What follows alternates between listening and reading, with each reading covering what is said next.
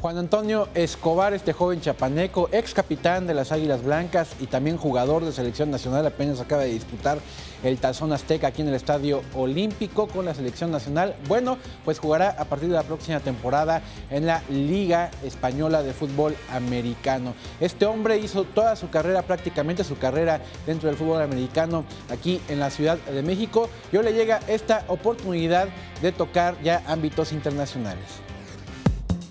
El Club de Fútbol Americano Osos Rivas de España hizo oficial la incorporación del polivalente lineman Juan Antonio Escobar, quien jugará la temporada pasada con las Águilas Blancas del IPN en la Liga Mayor ONEFA.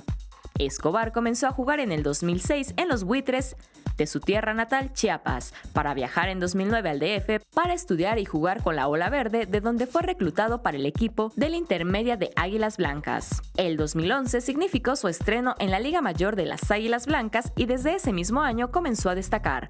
Fue elegido novato defensivo del año. En 2013 fue seleccionado nacional para el American Bowl, para que un año después fuera nombrado mejor liniero del año y seleccionado nacional para el Tazón Azteca y para el American Bowl. En el 2015 fue seleccionado nacional para el Tazón Azteca después de haber doblado toda la temporada en ataque y defensa.